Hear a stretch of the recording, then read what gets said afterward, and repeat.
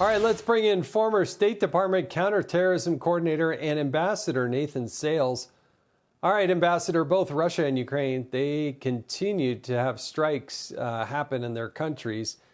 What's it going to take to get this to resolution? I know it's a hard question and wish everybody had the answer, but from your vantage point, your experience, what's it going to take? Well, Jason, thanks for having me on. I think the answer is simple. It's going to take pressure on Russia.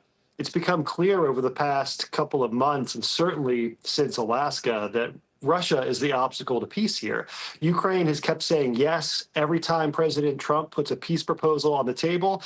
Vladimir Putin keeps saying, well, not yet, or let me consider it, or maybe in the future at some point.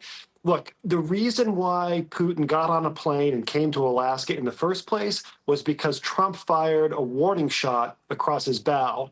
He imposed tariffs on India for importing Russian oil.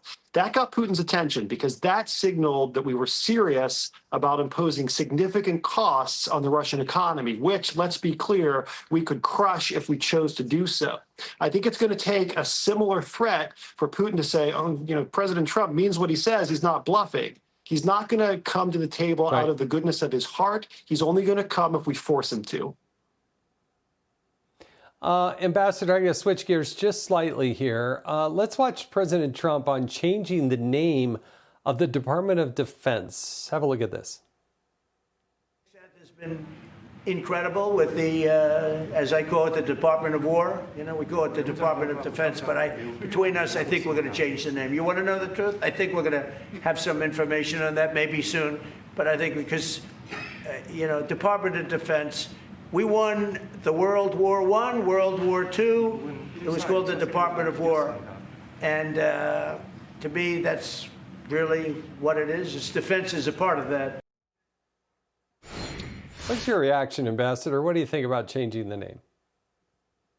Well, look, Department of War is a long-standing term that we'd used throughout American history. The Defense Department, the term we use now, is a relatively recent invention. I think, what matters even more than the name is the mission. And the mission is not actually fighting wars. The mission is deterring wars. It's peace through strength. The stronger our military is, the more overwhelming force that our enemies know that we have, the less likely they are going to be to ever try and pick a fight with the United States. That's a policy that President Trump is pursuing.